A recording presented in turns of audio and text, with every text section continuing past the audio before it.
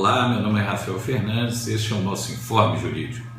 Hoje nós vamos tratar sobre o novo Código de Processo Civil, que entrará em vigor no ano que vem, 2016, e é muito importante que já iniciamos aí um estudo sobre as inovações do novo Código de Processo Civil, e é isso que tentarei trazer para vocês de uma forma breve, de uma forma objetiva, para que inicie seus estudos. Primeiramente, a gente deve interpretar esse novo Código de Processo Civil de uma forma diferente. Ele é um código novo, ele traz uma série de inovações e ele não deve ser mais interpretado tal qual era o Código de 73. Veja bem, este novo código ele propõe uma maior efetividade no processo, uma colaboração maior entre as partes e uma colaboração maior também no juiz, uma solução em que buscam as partes. É muito mais do que o novo código. Esse é o código da efetividade, um código da celeridade, um código que visa a conciliação, que visa a composição das partes e exige do advogado um trabalho maior, mas também provavelmente mais satisfatório. Aquele advogado que a partir do ano que vem atuar tal qual vinha atuando até sob a égide do Código 73, na minha opinião estará fadado ao fracasso. Por isso é importante interpretarmos um novo Código de Processo Civil de uma maneira diferente. Vejamos, o novo Código de Processo Civil ele traz uma inovação no que se refere à relação processual. Antes, nós víamos na teoria geral do processo aquele conceito de relação processual triangular. Vocês devem ter estudado, por exemplo, em Ada Pellegrini Grinovo, que o juiz estava acima das partes, as partes em pé de igualdade estavam na base dessa pirâmide, então tínhamos uma relação triangular das partes para com o juiz. Agora o juiz entra, do meu ponto de vista, de uma forma linear. Ambas as partes e o juiz devem buscar uma forma célere, objetiva e satisfatória para a composição da lide, né? Hoje nós temos aí, nesse Código 73, uma supremacia do princípio do contraditório e da ampla defesa. Agora, nesse novo código, nós temos um princípio novo, que é o princípio da colaboração. É muito mais do que o princípio da boa-fé, o objetivo processual, que também é tratado no novo código em análise de 3 prismas, que isso será objeto de um estudo posterior, que falaremos numa próxima aula. Mas agora valoriza-se o diálogo, o pé de igualdade para todas as partes, na busca sempre da construção de um resultado, de uma solução para as partes de uma forma coparticipativa. Todos os sujeitos devem cooperar para a prestação da tutela jurisdicional, devem colaborar com o Estado de juiz. Temos também uma diferença que vale a pena comentar, que é a diferença dos livros. Agora nós temos uma parte geral e uma parte especial. E nessa parte especial nós temos alguns livros que trataremos aqui, que trazem matérias não tão novas, mas agora de uma forma positivada, de uma forma mais clara na legislação. Gostaria de começar a falar sobre as normas fundamentais, né, que são regras, são princípios. Esse novo Código de Processo Civil ele traz, nos seus primeiros artigos, a necessidade de analisar o novo Código de Processo Civil sempre sob a luz da Constituição da República, sempre pautado nos princípios constitucionais. E a Constituição, claro, é sempre orientadora das normas infraconstitucionais, tal qual o CPC. Mas o CPC, ao trazer essa disposição expressa, que ele faz? Ele cria uma norma chamada norma de superdireito, de sobredireito, que é a norma das normas. Ela trata sobre todo o Código de Processo Civil e como deve ser interpretado todo o Código de Processo Civil.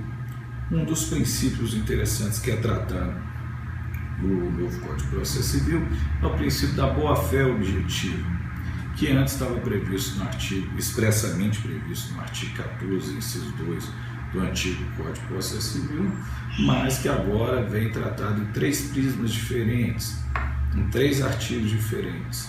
Não só a boa-fé objetiva para com as partes, dos advogados, mas também a boa-fé objetiva até do juiz, no exercício da sua interpretação, no exercício da sua hermenêutica.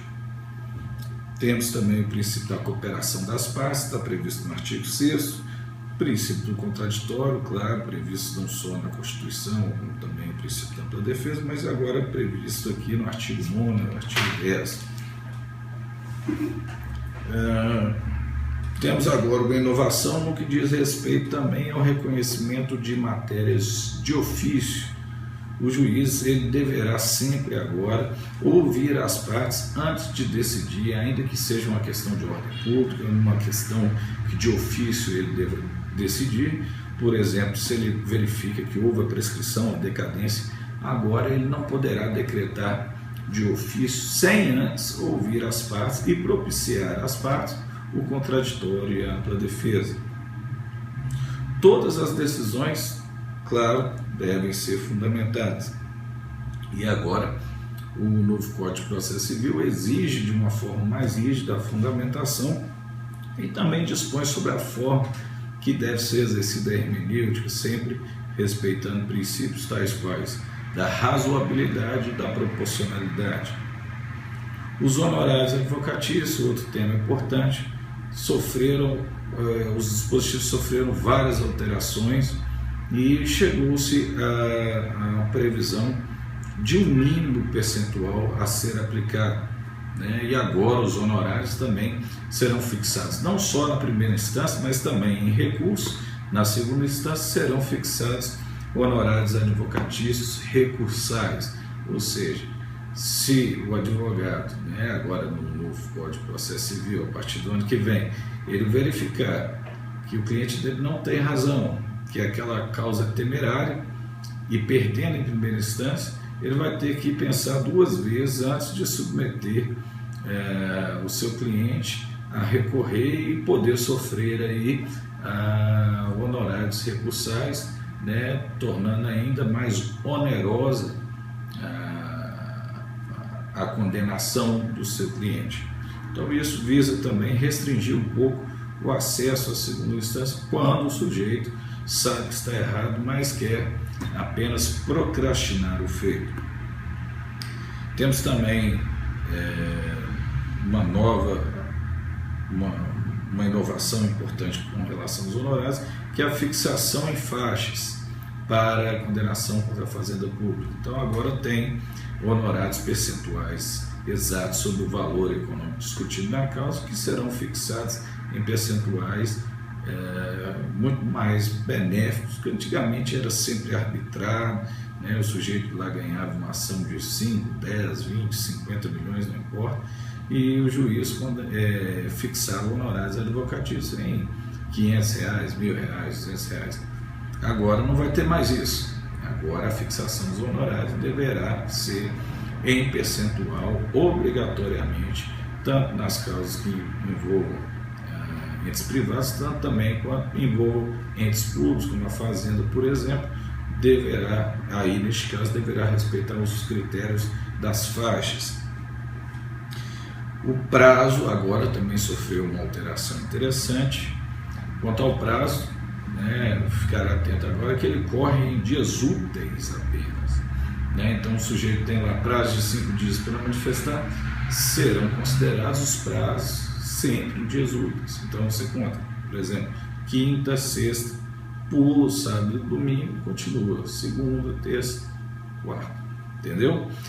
Não temos mais aquela preocupação, nós advogados, do cliente ligar para a gente na sexta-feira, por exemplo, e falar, como era o caso dos embargos de terceiro, que o prazo era apenas de 5 dias, o sujeito ligar na sexta-feira para a gente falar, olha, ou na quinta-feira, por exemplo, falar, olha, eu fui intimado aqui sobre a penhora da minha residência, só que eu não sou parte nesse processo.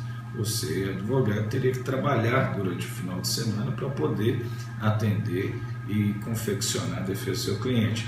Agora não, os prazos serão contados apenas em dias úteis. Outra inovação dos prazos também é que houve uma unificação de praticamente todos os prazos, de contestação, prazo para recorrer, prazo de apelação, etc. Todos serão agora prazos de 15 dias, ou seja, diminui um pouco aquela preocupação, principalmente dos estudantes, em decorar quais os prazos de cada recurso, quais os prazos de cada manifestação. Agora, praticamente, os prazos serão de 15 dias para todo, exceto o embarque de declaração, que continua sendo prazo de apenas 5 dias. Temos agora também uma previsão podemos chamar de uma cláusula geral de negócios processuais. Por exemplo, as partes agora têm mais autonomia de conciliar sobre os procedimentos específicos a que decidam se submeter. Os advogados agora vão ter um trabalho, na minha opinião, mais sofisticado para tentarem compor com os colegas, por exemplo, olha, a partir dessa audiência teremos o prazo de 15 dias para apresentarmos as nossas alegações finais e todas as provas necessárias que entendemos necessárias para a solução do litígio. Nós, advogados, representando nossas partes e nossos respectivos patrocinados, eles decidem que abrirão mão de recorrer e poderemos assim fazer, até mesmo em audiência ou por manifestação das partes, abrir mão do direito de recorrer e decidir que aquela sentença que vier já é suficiente para a solução do litígio. Se os advogados souberem aproveitar o novo Código de Processo Civil, terão resultados muito mais produtivos, tanto para as partes quanto para eles também, tendo em vista que agora será possível reduzir e muito os procedimentos perante a Justiça. A possibilidade também de se fazer um calendário, estabelecer um calendário de procedimentos. Por exemplo, até a data tal, as partes apresentarão provas, depois de tanto tempo o juiz nomeará um perito, esse perito deverá apresentar a conclusão do seu laudo até o dia tal, e até o dia tal as partes farão a apresentação das suas alegações finais, e até o dia tal o juiz proferirá a sentença para solucionar a causa. Agora é possível fazer esse tipo de previsão, é possível as partes se estabelecerem e evitando até mesmo publicações para intimações de cada ato processual, saindo ali deliberado em audiência ou entre as partes. Este calendário dispensa-se então a necessidade de intimação para a realização de cada ato processual, porque ambas já sabem previamente o calendário exato para manifestar e para tomar as medidas necessárias aos seus procedimentos.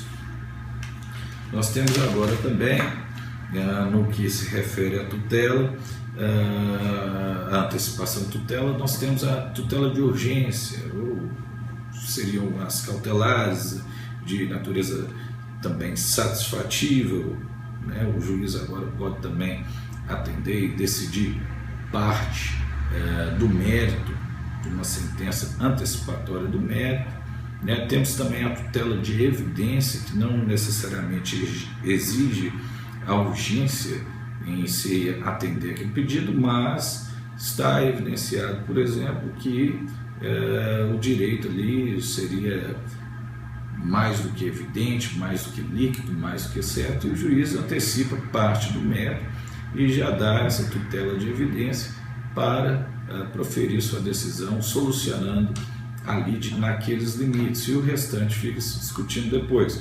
Como, por exemplo, ambas as partes admitem que o valor, por exemplo, devido seria de R$1 milhão, só que as partes estão aí discutindo, na verdade, o cálculo de atualização, o cálculo, a aplicação de juros, de correção, etc.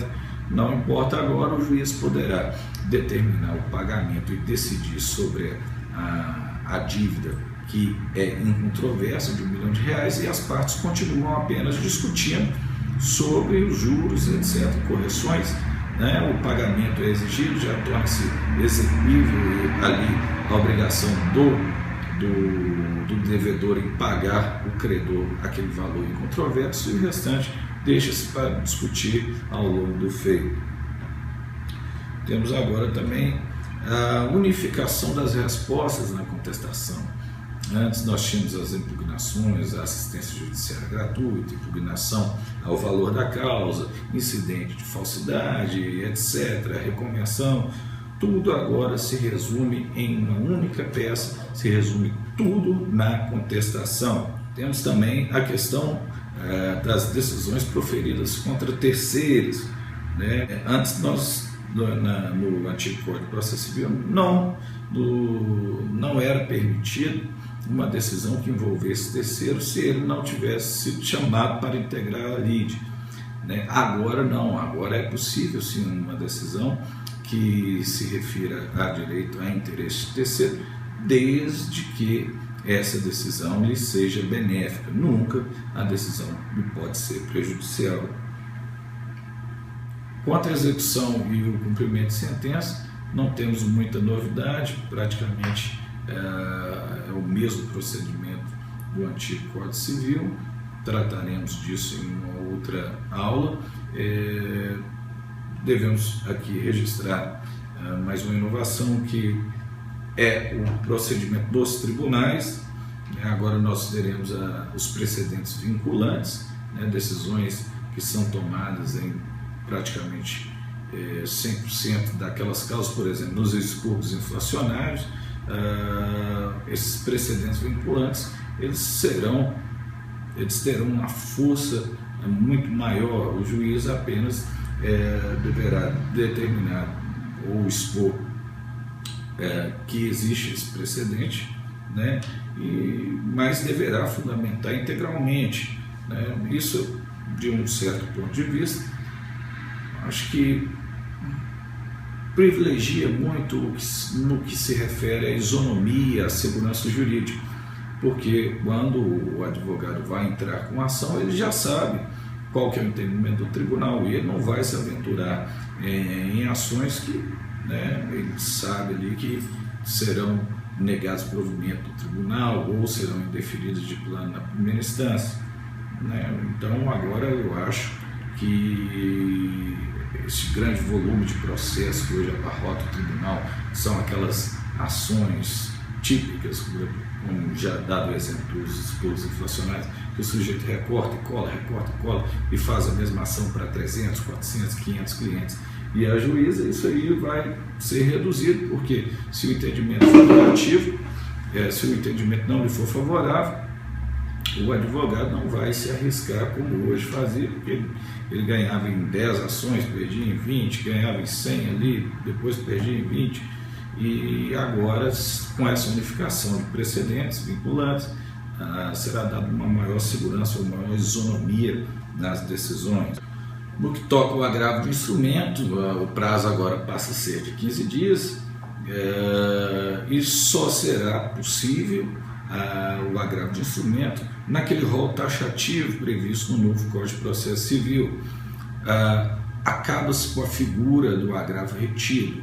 Agora, se a parte não concordar, ela deve manifestar imediatamente os autos que não concordam, mas isso será objeto de apreciação futura na apelação, podendo implicar em nulidade e o retorno dos autos à primeira instância. Mas o rol agora taxativo do agravo de instrumento é único e exclusivo, deve ser observado com rigor, e evita-se aí aquele intuito protelatório de muitas partes, muitos advogados, de provocarem decisões e agravarem constantemente a fim de atrasar a solução do litígio, principalmente quando ele é devedor na causa. A apelação agora, além de ser o recurso interposto contra a sentença, será também objeto de ventilação nas razões da apelação daquelas decisões interlocutórias decididas ao longo do processo, o qual era no agravo retido, mas agora de uma figura diferente, não tem mais a nomenclatura de agravo retido. Não tem também agora a apelação, o juízo de admissibilidade, o recurso será interposto seguirá diretamente para o tribunal. Quanto aos recursos, eu acho que por fim, cumpre apenas esclarecer que a apelação ela poderá ter o que já costuma se discutir e nomear pelos colegas que vêm estudando o novo Código de Processo Civil, a apelação infringente seria o seguinte: se a decisão da apelação do colegiado terminar, por exemplo, em 2-1, a sessão será prorrogada, a sessão de julgamento será prorrogada para a próxima semana, como aqui em Minas, no Tribunal de Justiça, e não mais 3 julgarão na turma. Será propiciado aos 2 outros componentes da turma a julgar, formando um colegiado de 5 desembargadores para decidir sobre aquela apelação a fim de confirmar a decisão sobre a fungibilidade dos recursos no que toca apenas ao recurso especial, ao recurso extraordinário. O juízo de admissibilidade será feito diretamente no STJ, diretamente no STF, e verificando ali o ministro que aquilo não, por exemplo, no STJ, que aquilo não seria matéria de RESP, mas sim de recurso extraordinário, ele remete o processo para o STF, a fim de que os ministros do STF possam examiná-lo, ou seja, seria o princípio da fungibilidade recursal em matéria de recurso extraordinário e recurso especial. Bom, essas são algumas pequenas observações sobre o novo Código de Processo Civil. Daremos mais algumas informações em vídeos à parte. Espero que tenham gostado, espero que iniciem-se